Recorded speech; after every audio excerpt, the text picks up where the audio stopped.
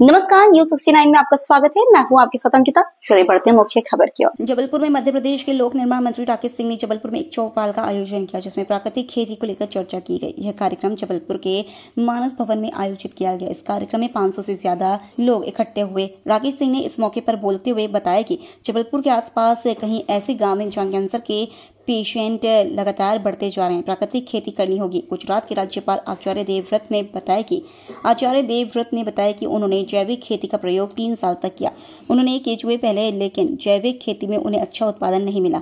भारत में जैविक खेती का कोई मॉडल नहीं है। आचार्य देवव्रत ने बताया कि वे अपने घर की 180 एकड़ में प्राकृतिक खेती करते हैं और उन्हें पर्याप्त उत्पादन मिला।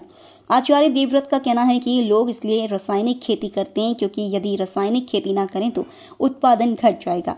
1 एकड़ में 60 किलो नाइट्रोजन की जरूरत पड़ती है। जैविक खेती में 60 किलो नाइट्रोजन कैसे पूरे किया जाएगा, ये बड़ा सवाल है। 1 टन गोबर खाद में 2 किलो नाइट्रोजन होता है। 60 किलो नाइट्रोजन के लिए 300 टन गोबर की जरूरत पड़ेगी। यह संभव है। ज्यादा गोबर की खाद से मीथेन जैसी गैस पैदा होगा जो पर्यावरण को दूषित करते हैं। ज्यादा गोबर की खाद से खेत में शत्रु सूक्ष्म जीवों की संख्या बढ़ती है। जैविक खेती में न उत्पादन मिलता है, न खर्चा कम होता है। राज्यपाल देवगुरु ने बताया कि श्रीलंका जैविक खेती की वजह से ही बर्बाद हुआ है। जबलपुर से वाजिद खान की रिपोर्ट। जो पहले हिमाचल और बाद में गुजरात के राज्यपाल के रूप में न केवल कर्मठता से अपनी राजकीय जिम्मेदारियों का निर्वहन कर रहे हैं, बल्कि उसके साथ साथ पूरे देश में प्राकृतिक खेती के लिए एक अलग जगा रहे हैं। एक ऐसा नाम जिनको सुनते ही देश में सभी के मन में श्रद्धा का भाव पैदा होता है, ऐसे गुजरात के राज्यपाल आदरणीय आचार्य देवव्रत जी हमारे बीच में। जरा तालियों की गड़गड़ाहट के साथ ये कार्यक्रम में भोपाल में रहना था, उसके बाद वे समय पर निकल गए, लेकिन मौसम खराब होने के कारण काफी देर तक एयरपोर्ट पर हवाई जहाज चक्कर लगाता रहा और ऐसा लग रहा था कि वे लैंड कर पाएंगे कि नहीं, लेकिन हमारे संवेदनशील मुख्यमंत्री जी ने कहा कि विमान वापस तो नहीं जाएगा, जितने चक्कर लगाना है लगाओ, लेकिन उतरेंगे हम जबलपुर में। मुझे कहते हुए खुशी है कि आज का ये जो कार्यक्रम है केवल एक कृषि का कार्यक्रम भर नहीं, बल्कि हमारी पवित्र मां धरती और किसान भाइयों के बीच में हमारे बुजुर्गों के दिए गए ज्ञान का वो तादाद में है जिसे प्रवाहित हमारे ऋषि मुनियों ने हजारों साल पहले ही किया था। मेरे आज के इस कार्यक्रम की नींव उस समय रखी गई जब मैं गुजरात प्रवास पर गया था। मैं आदरणीय राज्यपाल जी से जब मिलने के लिए गया और जब वहां उनसे बात हुई तो मुझे लगा कि जैसे कोई साधक प्रकृति के साथ में संवाद कर रहा है और जिस गंभीरता के साथ में उन्होंने प्राकृतिक खेती के बारे में जानकारियां दी, मुझे लगा कि वर्षों पहले मैंने जैविक खेती पर यहां एक कार्यक्रम किया था।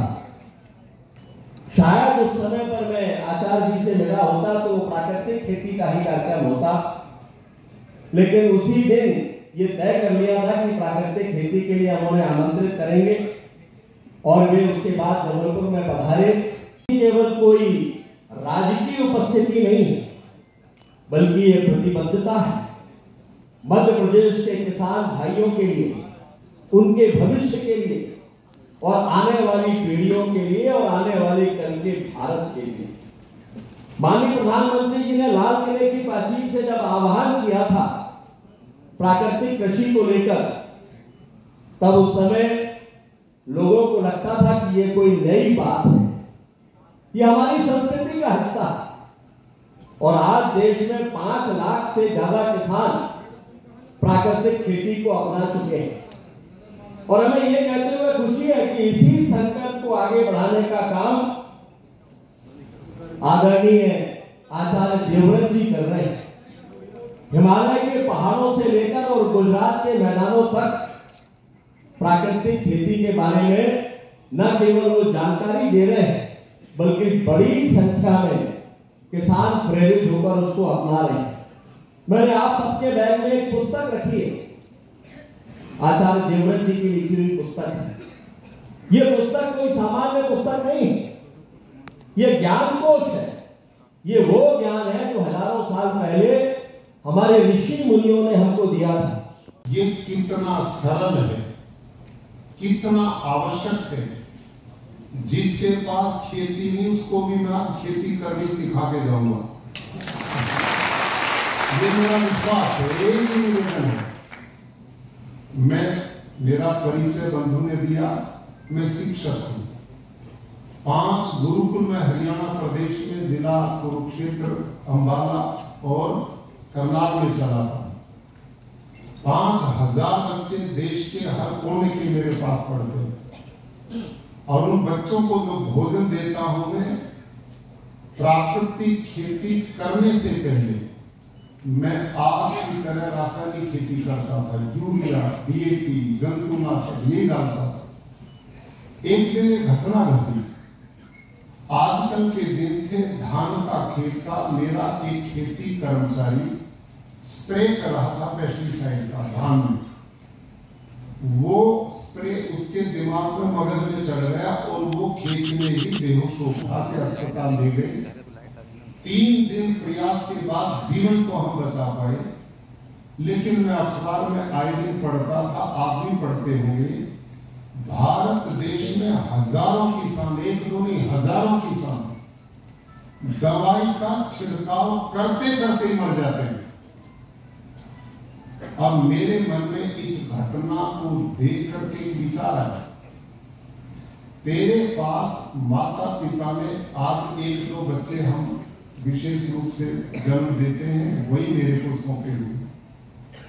इस खेती कर्मचारी ने इस दवाई को न खाया था न पिया था, केवल छिड़काव से गंध मात्र से मर गया। मरते हैं लोग। तो मैं इस मासूम बच्चों को जो मुझे सौंपे हुए हैं, छात्रावास में रहते हैं, इनको मैं जो भोजन देता हूं उनमें तो जो साग भाजी गेहूं चावल अनाज है, इनमें डायरेक्टली जहर को डालता हूं। ये महापाप है और मैंने संकल्प लिया अब मैं पाप नहीं करूंगा। भाइयों बहनों, अब समझने की बात यहां से शुरू होगी। सोनजी विधायक पाटन, आदरणीय श्री अशोक रोहानी जी विधायक जबलपुर कैंट, माननीय श्री अभिलाष पांडे जी विधायक जबलपुर, आदरणीय श्री नीरज सिंह विधायक जबलपुर, माननीय संतोष बरकड़े जी विधायक सिरोहा, आदरणीय रत्नेश सोनकर जी भाजपा जिलाध्यक्ष, आदरणीय श्री राजकुमार पटेल जी भाजपा ग्रामीण जिलाध्यक्ष, यहाँ पर उपस्थित अन्य सभी विशिष्ट महानुभाव और हार्दिक स्नेह के पात्र मेरे किसान भाइयों बहनों। फिलहाल इस बुलेटिन में इतना ही। आप बने रहिए News 69 के साथ। नमस्कार।